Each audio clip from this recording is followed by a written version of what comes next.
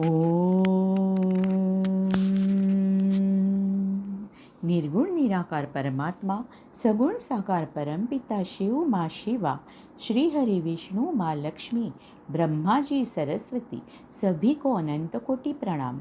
आज हम चतुश्लोकी भागवत के 4 श्लोक और उन श्लोकों का अर्थ समझने वाले हैं। सर्वप्रथम चतुश्लोकी भागवत क्या है ये जानेंगे। एक बार नारद मुनि ब्रह्मा जी के पास आए। उन्होंने देखा ब्रह्मा जी ध्यान कर रहे हैं। नारद जी ने ब्रह्मा जी से यानी कि अपने पिताजी से पूछा, आप किसका ध्यान कर रहे हैं? मुझे तो लगा आपने इस सृष्टि की उत्पत्ति की, तो आप सर्वश्रेष्ठ हैं। आप ही इस सृष्टि के मूल पुरुष हो।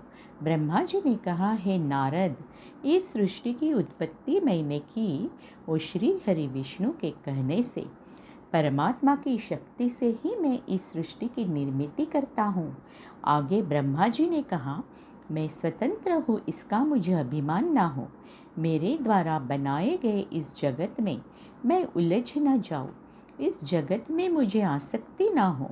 इसलिए भगवान ने मुझे गुह्य ज्ञान दिया, गोपनीय ज्ञान दिया और कहा, हे ब्रह्मा, मैं जैसा हूँ वैसा मेरे यथार्थ स्वरूप का ज्ञान तुम्हें मेरी इच्छा से, मेरी कृपा से, मेरे ही अनुग्रह से होगा। मेरे अनुग्रह के बिना तुम्हें ये ज्ञान होना असंभव है। भगवंत ने 4 श्लोकों में जो ज्ञान मुझे दिया वही है चतुश्लोकी भागवत। साक्षात भगवंत के मुख से ये 4 श्लोक कहे गए, इसलिए इसे चतुश्लोकी भागवत कहते हैं। इन 4 श्लोकों में पूरा श्रीमद् भागवत समाया है। चतुश्लोकी भागवत सुनने से पूरा श्रीमद् भागवत श्रवण करने का समाधान और पुण्य मिलता है। चतुश्लोकी भागवत श्रीमद् भागवत का मूल है। तो आइए सुनते हैं चतुश्लोकी भागवत का पहला श्लोक। अहमेवासमेवाग्रे नान्यद् यत्सदसत्परम् पश्चादहं यदेतच्च यो वशिष्येत सोऽस्म्यहम्। इस प्रथम श्लोक में परम तत्व यानी कि ब्रह्म तत्व यानी परमात्मा का स्वरूप बताया गया है।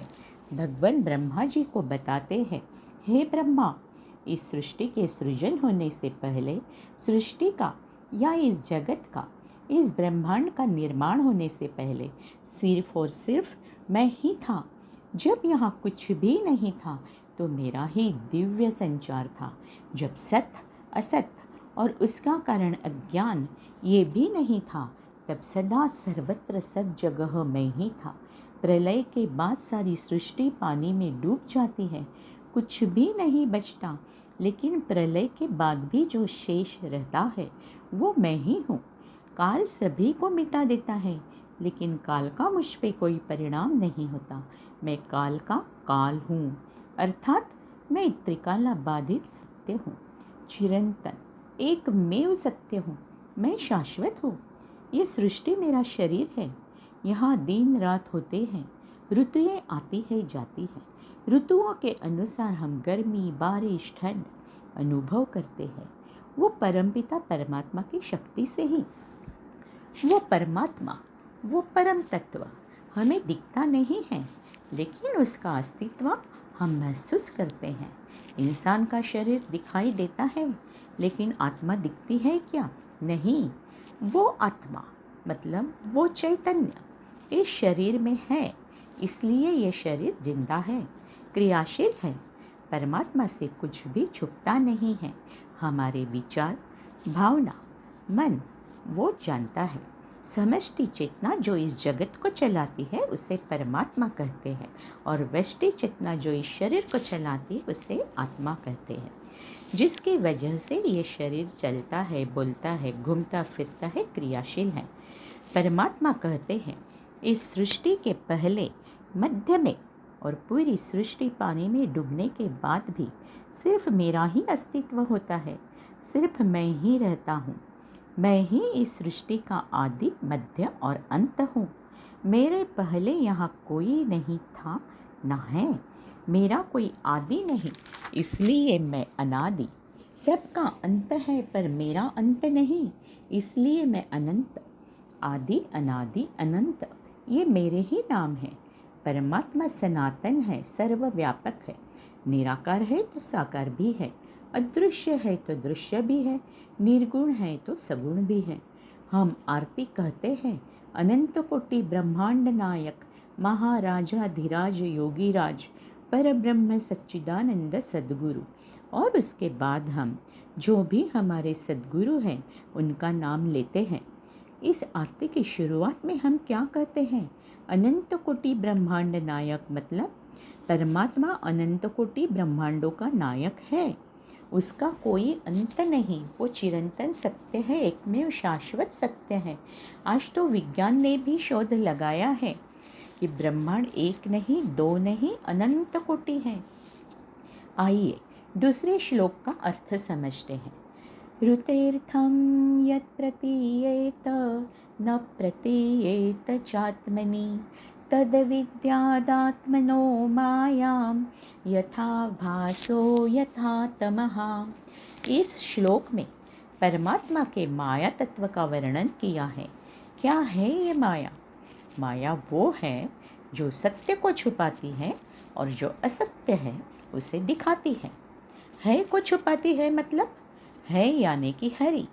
परमात्मा जो परम सत्य है उसे छुपाती है, और जो नहीं, नहीं मतलब जगत, ये सृष्टि जो मिथ्या है, नश्वर है, उसे दिखाती है। इस माया की वजह से ही ये नश्वर जगत हमें दृश्य रूप में दिखाई देता है। ये जगत यानी कि ये सृष्टि मिथ्या है। मिथ्या मतलब जो परिवर्तनीय है, जो बदलती है। हम आईने में अपना प्रतिबिंब देखते हैं, वो सच है क्या? नहीं। 4 आईने सामने रखे जाएं तो उसमें हमारे 4 प्रतिबिंब दिखाई देंगे। वो प्रतिबिंब सच है क्या? नहीं। हम एक ही हैं, लेकिन प्रतिबिंब 4 है जो सच नहीं है। प्रतिबिंब क्या है? माया है। आप रास्ते पे चल रहे हैं, लाइट चली जाती है, कुछ भी दिखाई नहीं दे रहा है। इसका मतलब यह नहीं कि रास्ते के आजू बाजू जो मकान, पेड़ पौधे और जो कुछ चीज़ें हैं वो दिखाई नहीं दे रही है तो वहाँ पे नहीं है। अंधेरे के आवरण से सब कुछ ढक जाता है। लाइट आते ही अंधेरे का आवरण छट जाता है और सब पूर्ववत दिखाई देने लगता है। दूसरा उदाहरण देखते हैं। आसमान में घने बादल हैं, सूरज बादलों से ढक गया है। इसका मतलब ये नहीं कि सूरज दिखाई नहीं दे रहा है तो है नहीं। बादलों के आवरण से ढक जाने से सूरज दिखता नहीं है। बादलों का आवरण हटते ही सूरज दिखता है। ठंड के दिनों में घना कोहरा होता है, जिसकी वजह से दूर की चीज़ें दिखाई नहीं देती, लेकिन कोहरे का आवरण छटते ही सब साफ नजर आता है। समुंदर की सतह से या पृष्ठभाग से हमें पता चलता है क्या पानी कितना गहरा है? पानी में नीचे कौन से जीव जंतु, वनस्पति हैं? पानी की गहराई समझने के लिए, पानी में छुपी हुई जल संपदा देखने के लिए पानी का आवरण भेद कर नीचे डुबकी लगानी पड़ती है। शरीर त्वचा के आवरण से ढका होता है। शरीर को फाड़ो तो अंदर के अवयव नजर आते हैं, लेकिन आत्मा दिखता है क्या? नहीं। लेकिन आत्मा होती जरूर है। कैसे होती है? शरीर के अंदर चैतन्य रूप में। परमात्मा की जो शक्ति है माया, वह अपने माया रूपी आवरण से भगवंत को छुपाती है, इसलिए हमें परमात्मा नहीं दिखाई देता। आगे का तीसरा श्लोक समझते हैं। यथा महान्ति भूतानि भूतेषु चावचेष्वनु प्रविष्टान्यप्रविष्टानि तथा तेषु न तेष्वहम्।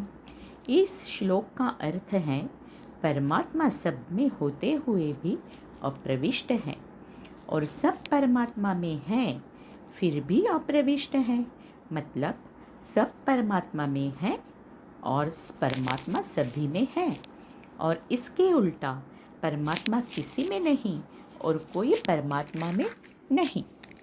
पहले ये समझते हैं सब परमात्मा में है, ये सृष्टि, जड़, चेतन, आप, हम सब परमात्मा में हैं और सब परमात्मा में है, इसलिए सबका अस्तित्व है। समझो, एक बड़े हरे भरे पेड़ की डाली टूटी, नीचे गिरी, क्या होगा?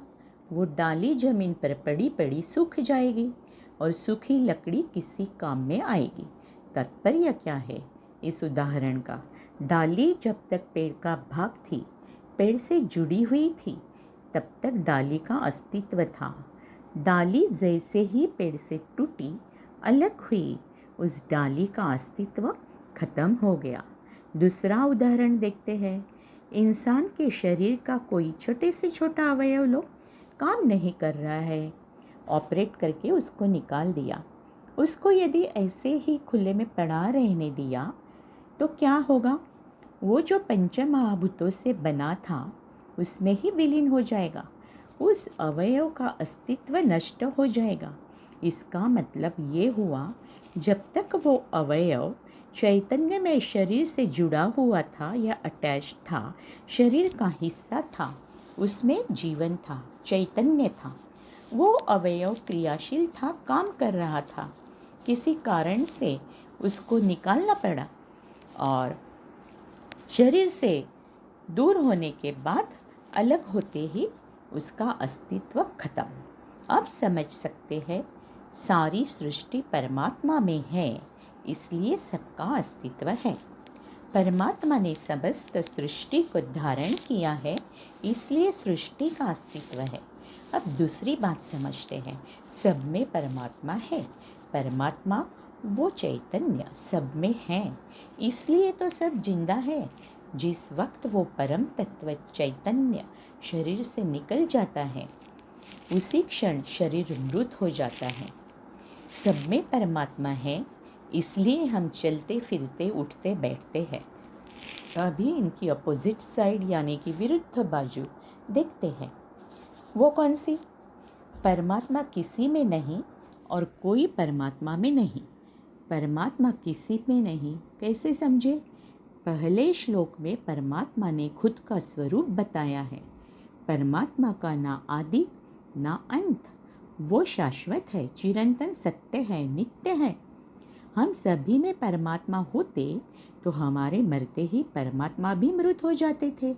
हम मर जाते हैं, लेकिन वो परमात्मा, वो आत्मरूपी चैतन्य वैसे ही नित्य रहता है। इसलिए परमात्मा सब में होते हुए भी अप्रविष्ट है। अब दूसरी अपोजिट साइड देखते हैं। कोई परमात्मा में नहीं है, ये कैसे समझे? परमात्मा तो नित्य है, शाश्वत है। सब परमात्मा में होते तो हम भी परमात्मा की तरह नित्य होते, शाश्वत होते, लेकिन ऐसा नहीं है। सबको मृत्यु है, परमात्मा नित्य है, इसलिए कोई परमात्मा में नहीं है, या तो यूँ कहिए परमात्मा में होते हुए भी अप्रविष्ट है। चौथा श्लोक चतुश्लोकी भागवत का। एतावदेव जिज्ञास्यं तत्त्वजिज्ञासुनात्मनः अन्वयव्यतिरेकाभ्यां यत्स्यात् सर्वत्र सर्वदा। इस श्लोक का अर्थ है, जिसे सिर्फ आत्म तत्व को जानना है, उसे इतना ही जानना आवश्यक है। क्या जानना आवश्यक है? सृष्टि के आरंभ से लेकर अंत तक पूरे ब्रह्मांड में सर्वत्र और सर्वदा जो तत्व मौजूद होता है, वही परम तत्व है। आत्म तत्व को जानना है तो अन्वय व्यतिरेक से जानना होगा। दूर धुआं दिखाई दे रहा है तो समझ जाते हैं वहाँ पे आग है। जन्म से पहले किसी के दादाजी गुजर गए तो दादाजी को देखा नहीं, इसका मतलब यह नहीं कि उसके दादाजी नहीं थे, क्योंकि अन्वय व्यतिरेक मतलब क्या? पिताजी हैं तो दादाजी होंगे ही। सृष्टि है तो सृष्टि को उत्पन्न करने वाला है ही है। वो परमात्मा, वो चैतन्य, वो परम तत्व सदा सर्वदा सर्वत्र है ही है। अभी देखते हैं किस तरह परमात्मा इस सृष्टि के कारण है। कारण और कार्य ये एक ही सिक्के के दो पहलू हैं। कॉज मतलब कारण और इफेक्ट मतलब कार्य। कारण के बिना कार्य नहीं होता। समझो, लकड़ी से कुर्सी बनाई, किसने बनाई? बढ़ई ने, मतलब कारपेंटर ने बनाई। कारपेंटर हुआ निमित्त कारण। और किस चीज़ से बनाई? तो लकड़ी से। लकड़ी हुई उपादान कारण। कुर्सी हुआ कार्य। कोई भी चीज़ बनानी होती है तो मटेरियल मतलब सामग्री लगती है, बनाने वाला चाहिए। लकड़ी थी, इसलिए कारपेंटर ने लकड़ी से कुर्सी बनाई। अभी देखते हैं, परमात्मा ने सृष्टि बनाई, तब परमात्मा के पास क्या सामग्री थी या क्या मटेरियल था? कुछ भी नहीं। क्यों कुछ भी नहीं था? क्योंकि पहले श्लोक में ही परमात्मा ने बताया है कि प्रलय के बाद कुछ भी बचता नहीं है। जो कुछ शेष रहता है वह होता है सिर्फ परम तत्व परमात्मा। सृष्टि बनाने के लिए परमात्मा के पास कोई भी रॉ मटेरियल या सामग्री नहीं थी। परमात्मा ने खुद में से ही बनाई सृष्टि और खुद ही बने सृष्टि। ये जगत, ये सृष्टि परमात्मा का शरीर है।